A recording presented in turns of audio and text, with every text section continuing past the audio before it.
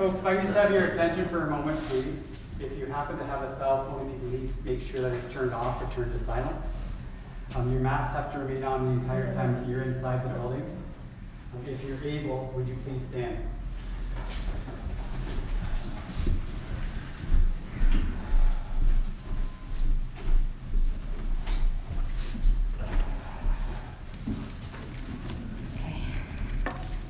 Hi everybody, welcome. Thank you for coming today. We are sorry to be seeing each other under these circumstances. However, we know that our Aunt Cindy would be so happy to see us all together again.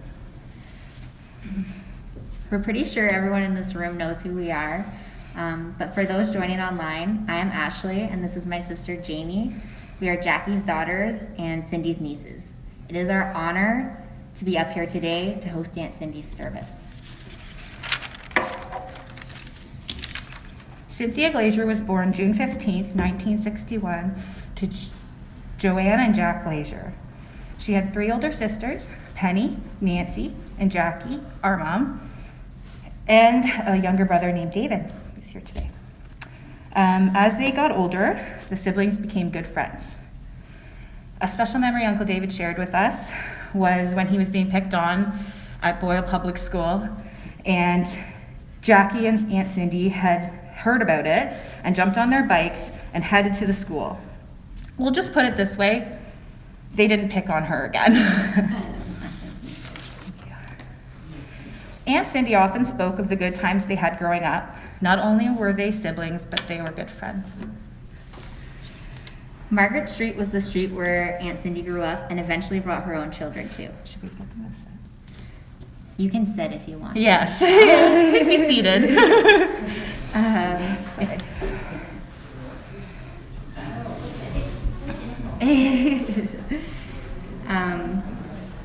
Sorry. No, that's okay. So I'm going to start again. Margaret Street was the street where Aunt Cindy grew up and eventually brought her own children to. So many memories were made in that house. I remember Aunt Cindy and our mom telling us about how they would yell chalk at the conductor on the train behind their house. And when the conductor would throw them some chalk, they would be so excited. Over the years, our Aunt Cindy faced many obstacles, including her health and family tragedies. Through it all, she always still showed up with an empathetic ear and her beautiful smile.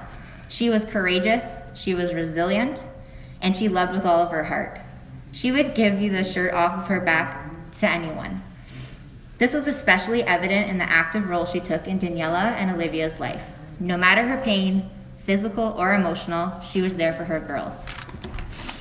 Aunt Cindy was so proud of the mother Samantha has become and let everyone know it. She also spoke with such pride about the life BJ is building with his wife Cindy and their kids. She was so proud of those two.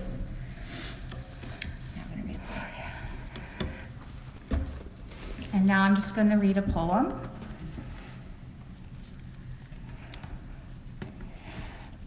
I carry your heart with me. I carry your heart with me. I carry it in my heart. I am never without it. Anywhere I go, my dear, and whatever is done by only me is your doing, my darling. I fear no fate, for you are my fate, my sweet. I want no world, for beautiful you are my world, my true. And it's you who are whatever a moon has always meant and whatever a sun will always sing is you. Here's the deepest secret nobody knows. Here's the root of the root and the bud of the bud and the sky of the sky of a tree called life, which grows higher than soul can hope or mind can hide. And this is the wonder that's keeping the stars apart. I carry your heart with me. Now we'd like to welcome Samantha up to speak.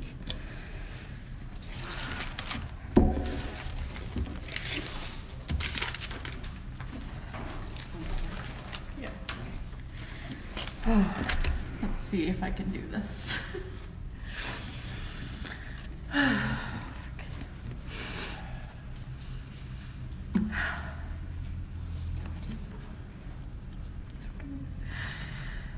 Just give me a minute.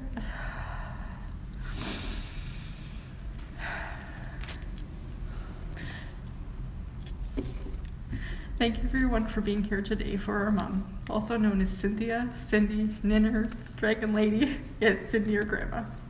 I know we wish that we had more time and that things could have been different for her, that she did not have to live in pain every day. While we know she is at peace and that her struggles are at an end, we're left with a feeling of pain and sadness.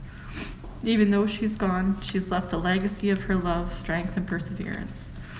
We've had a lot of time to reflect and process over the past few days, and I feel so very grateful to have been her daughter. We've had some ups and downs along the way, but she has always been my sounding board, my constant, my phone call, on my way to work. You're the first person I want to share any news with. My mom always had a way of making everyone feel loved, and she wasn't afraid to let you know that. Because of her, I know unconditional love. She gave the best hugs, and those hand pinches. BJ and I have both inherited that habit. She loved cliche sayings like everything happens for a reason, or keep giving your love and it'll come back ×2. She loved surprises and was giving and thoughtful. When BJ and I were younger, our home was a safe place for all of our friends. She embodied what it means to be compassionate and treated everyone with kindness and respect. My mom loved William from the very start and always reminded me I got one of the good ones. She took pride in watching both her kids get married and find a partner to walk through life with. Of course, quickly after I got married, she requested grandchildren. When Daniela was born, this gave her a new purpose. She was her precious angel. She loved Daniela and Olivia with every ounce of her soul and was the best grandmother she could be. No matter how much pain she was in, she would push them on the swing, play Yahtzee, have a tea party, or even play with slime. Lord knows I don't like that stuff. My daughters are so blessed to have had you for as long as they did and to know the special love of a grandmother. Daniela asked me the other day, why couldn't Grandma have a body that could walk? You and me both. I wish for a magic wand my whole life. And I hope you're up, walking up above. To my mom.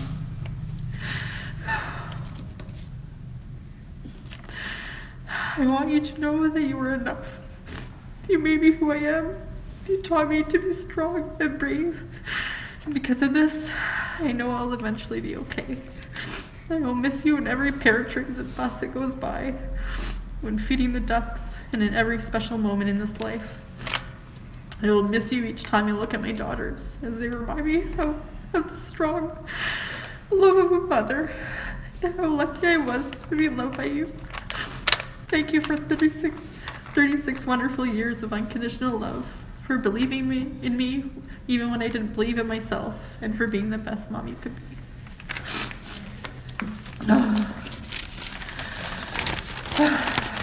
The end. You're good. That's great. BJ, do you want to come up?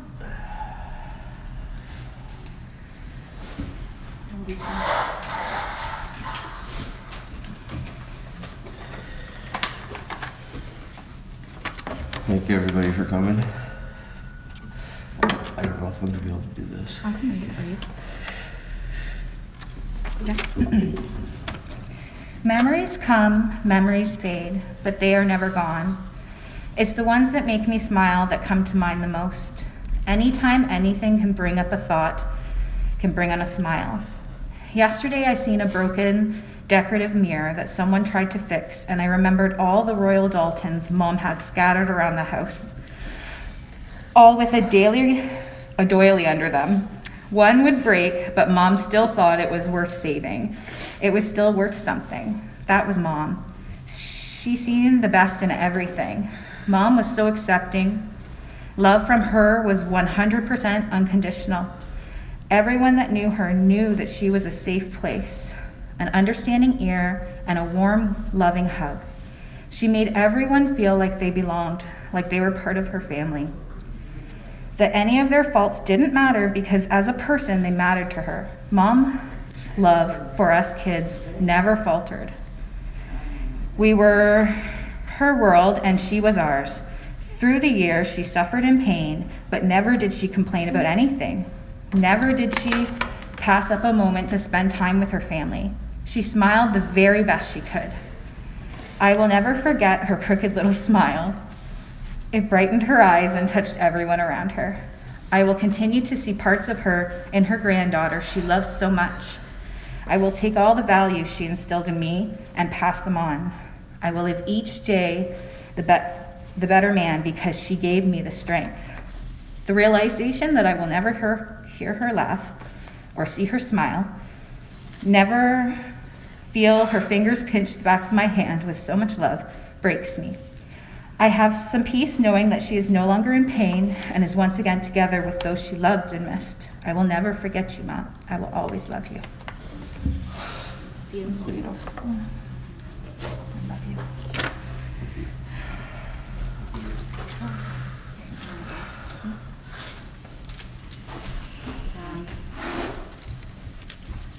We weren't sure if there was anybody else that was speaking today.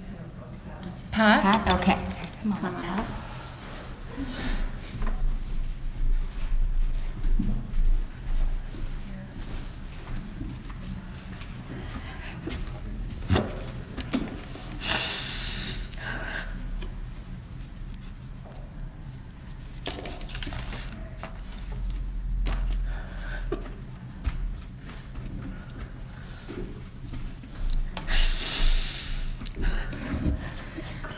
Yes. For the past 40 years, you became my best friend. We talked so much about our life, our children, our grandchildren we shared. Thinking back to the days of going to bingo, how you would tell Tim, Pat's going to bingo and asked if I could drive.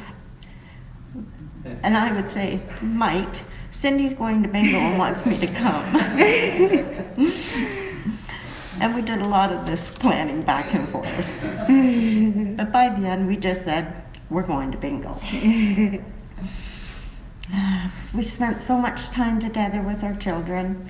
She used to come down every morning with BJ and Samantha, and we would sit and have coffee all day while the kids would play. 4 o'clock would come around, and she'd scoot home, and I'd start cleaning and prepare dinner for when Mike, and she did the same for Kim. It was amazing how fast we could clean and make dinner in an hour. Another memory, Cindy, Tim, helped me get my first motorcycle. As Tim had to drive it home because I didn't know how to drive.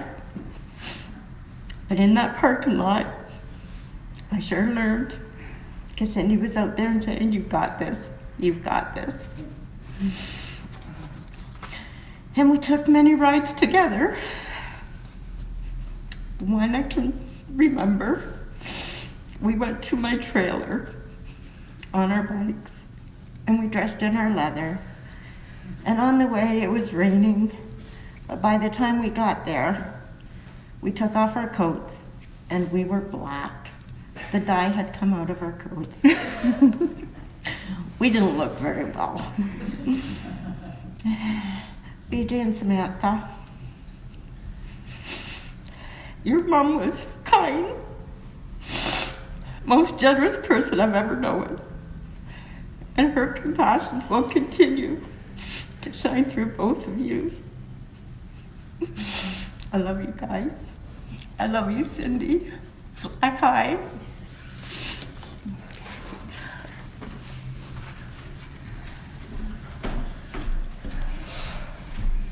Thank you, Pat. That was beautiful. Okay. Aunt Cindy was a huge part of our childhood. When we think of our younger years, the years that shaped us, we think of our Aunt Cindy. She would always hold us on her lap and give us love pinches, which was her little quirk that she had. Through all the posts recently that we've seen on Facebook, that was something that she did to everyone.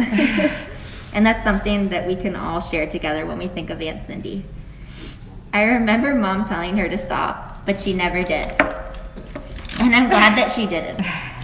She always greeted us with, "Hey, baby," and it was like no time had passed.